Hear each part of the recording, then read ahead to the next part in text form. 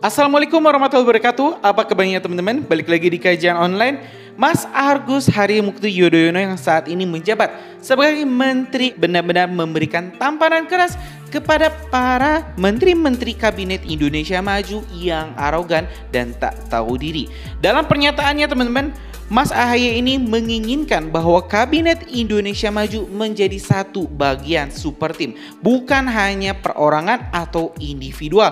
Seperti kita ketahui teman-teman, sebelumnya ada sosok menteri yang secara arogan, yang secara sombong dan tak tahu diri tidak menghargai sosok wakil presiden Mas Gibran Raka-Buming Raka dengan tidak menampilkan fotonya di materi-materi pidato hingga di berbagai dokumen-dokumen kementeriannya. Dan di sini Mas AHY langsung menepis, langsung mencolek menteri-menteri yang hanya membuat kontroversi tapi tak membuat sebuah gebrakan ataupun pencapaian. Dalam pernyataannya juga teman-teman, Mas AHY ingin Indonesia maju bukan dengan angan-angan atau hanya impian belaka, tapi di sini Mas AHY ingin mewujudkan Indonesia menjadi salah satu negara yang diakui atas kemajuannya.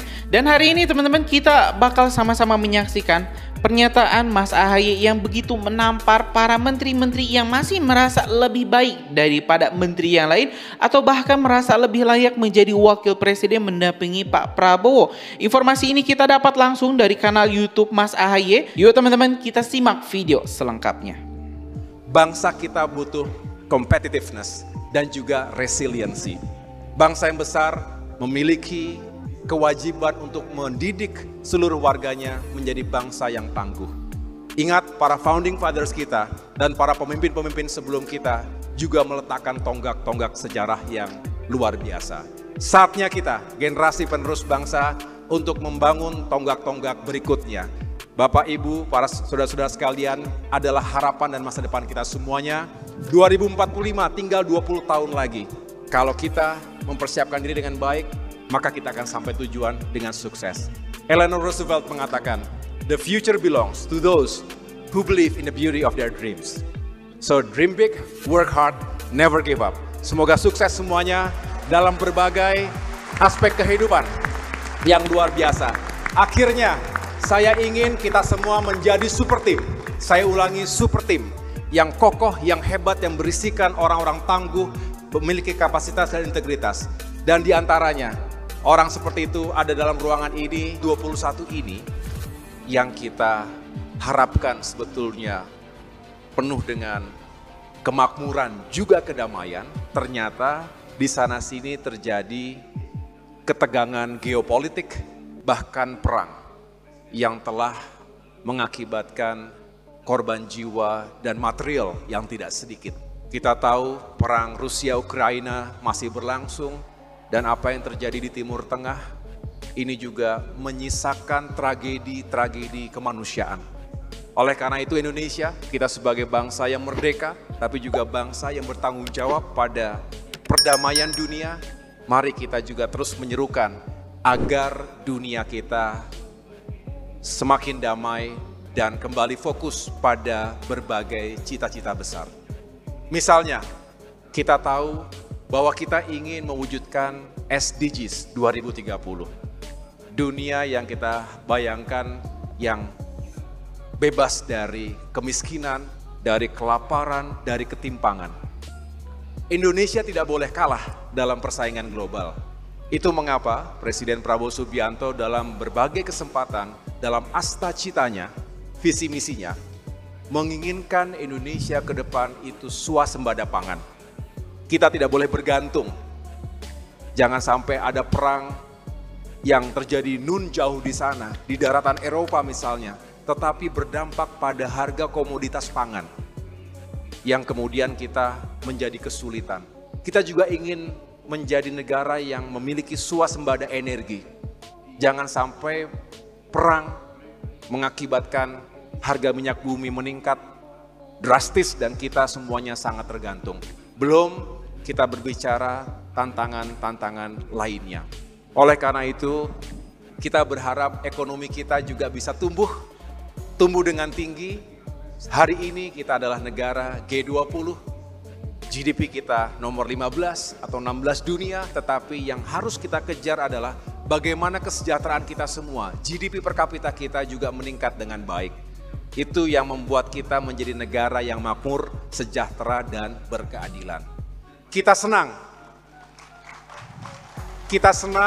kalau yang sukses semakin sukses, betul? Kita senang kalau yang kaya semakin kaya, setuju? Tapi kita juga harus punya moral obligation untuk menarik saudara-saudara kita yang ada di jurang kemiskinan. Mereka yang miskin dan hampir miskin, yang rentan, yang setiap saat membutuhkan bantuan dan juga atensi dari pemerintah dan kita semua. Mari kita bangun rasa empati dan solidaritas sosial. Saya rasa Inspirafest juga dihadirkan untuk membangun empati seperti itu. Betul?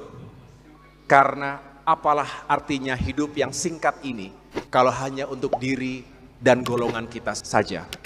Kita ingin punya value, kita ingin punya dampak langsung untuk masyarakat kita dan pada akhirnya bangsa dan negara kita. Teman-teman sekalian, saya tentu mengajak kita semua untuk terus berkarya dalam profesi apapun. Inspirafest saya yakini akan terus menantang kita untuk tumbuh, dare to grow, seperti yang sampaikan Miss Mary tadi. Jadi kalau kata-kata dari pasukan elit di Inggris sana, SAS, mungkin pernah dengar, pernah baca, who dares wins. Siapa yang berani menang. Jadi dare to grow, the rise of your potential, sesuai dengan tema hari ini, rasa-rasanya cocok bahwa siapa yang berani melawan status quo, keluar dari zona nyaman, akan membuat kita bukan hanya eksplorasi potensi kita, tapi juga menjadi orang-orang yang sukses dan tangguh. Ya teman-teman, barusan kita telah mendengarkan pernyataan atau pidato lengkap dari Menteri AHY yang menerangkan bahwa dirinya ingin kabinetnya, ingin staf-staf kementeriannya menjadi super tim.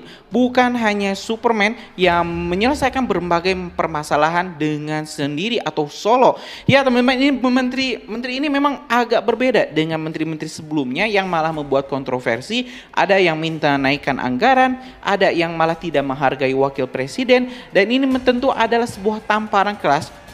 Ini patut dicontoh oleh para menteri-menteri lain untuk bisa beretika di hadapan publik agar tidak malah memperkeruh suasana. Begitu bagus penyampaiannya, begitu lugas teman-teman ini kata-katanya dan sangat mudah dimengerti oleh kita yang awam terkait permasalahan-permasalahan geopolitik, terkait permasalahan nasional saat ini.